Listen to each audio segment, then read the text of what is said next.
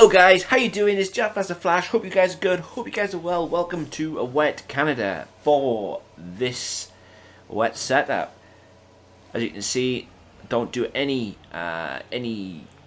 qualifying with these. Just jump into Lewis Hamilton's car and go from there really. And just get on with it. The reason why I don't do any qualifying and the reason why I jump into the Mercedes is so I can really show you what the car can do, what the setup can do rather. As always, the setup is at the end of the video, and the reason why I do this is because I felt with doing the dry setups, I couldn't showcase what the actual setup could do. By that I mean I can show you how fast the car can go, obviously by setting fastest laps, etc. But when you are fighting from the back, like and this is no disrespect, in a Williams or a Haas or a AlphaTauri, you can't really go that fast because obviously you've got to be aware of the cars in front. So that's the reason why I've chosen the Mercedes for the wet setup, as wet weather racing is a lot more difficult than dry. And like I said, show you what the setup can do. I wouldn't have thought many people watch the actual race with the setup itself. Most people probably just go for the setups themselves, but the reason why I do these 5 lappers is to show you guys what the setup is capable of, and the setup is always at the end of the video. And remember what I always say about the setup being a guide. I really like Canada. It's a very tricky circuit.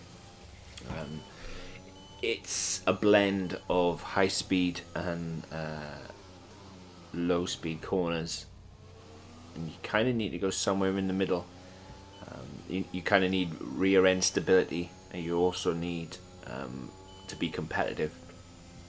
And by competitive I mean, obviously, I would have thought a lot of people using these setups would use them in league races, and that's where you need to be competitive. It's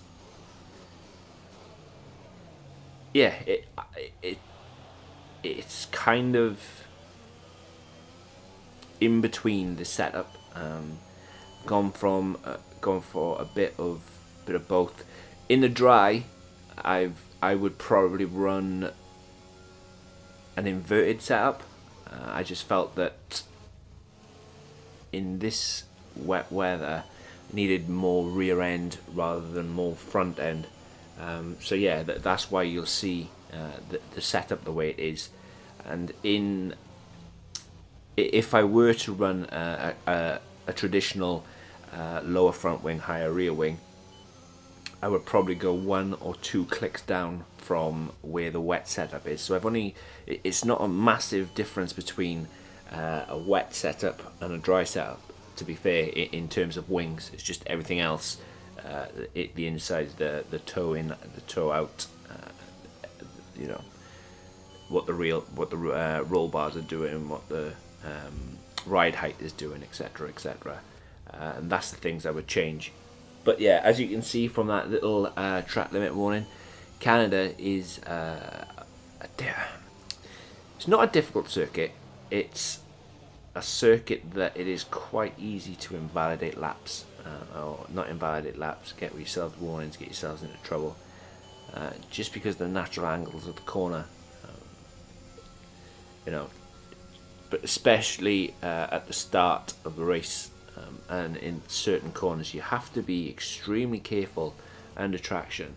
And when you are racing wet weather, you have to be so aware of throttle. Yes, it is far more difficult than dry racing, 100%. But as long as you don't mash the throttle, and as long as you're gentle and smooth on it, short shift quite a lot to kill the torque of the engine, you will be absolutely fine. Like I said, I mentioned him before. I know a guy, I race with a guy that he races on pad, and he is absolutely phenomenal in the wet. When it comes to wet weather racing, there's no one I wouldn't bet more for a win than him, because he is just that good, in my opinion, in the wet weather. But as you can see, I'm 9/10, nearly a second behind Perez, almost going into the last lap. And we can't be having that, right? So this is the part where you need to get head down, get into the corners, and see what we can do. But yeah, as you can see, I got more, and this is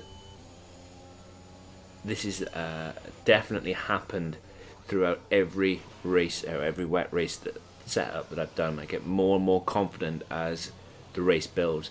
Like the first two or three laps, you're kind of seeing where the grip is, kind of, you know, okay, I can take this line, I can take that line, I can go a little bit deeper, I can go, you know, a little bit faster, carry a little bit more speed in, and then go from there really. But as you can see, I've already clawed that deficit back within 4 or 5 corners.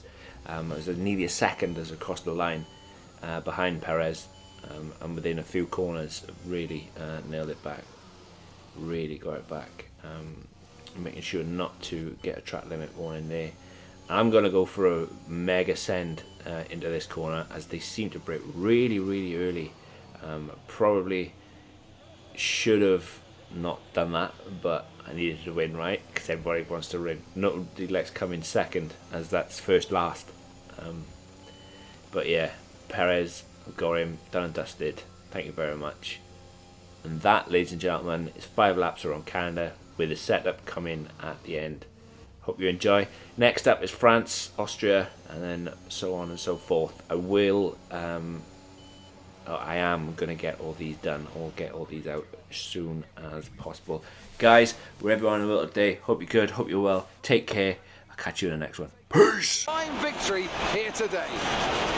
What do you think it was, Ant, that gave them the edge over the competition today? I feel like consistency was probably the key today.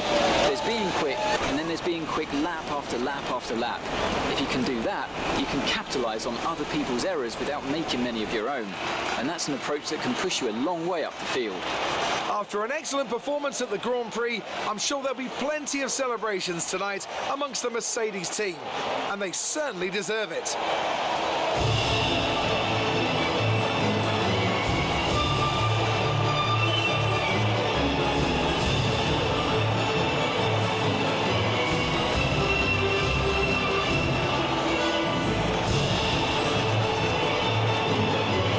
Hamilton takes the lead of the Drivers' Championship. So, Anthony Davidson, who would you rank as your driver of the day? It's got to be Lewis Hamilton. I mean, he pulled off some impressive feats out on the track today, even by his standards. Well, Ant, an end to another fantastic weekend of racing. Thanks to everyone who joined us, and we'll see you for the next one.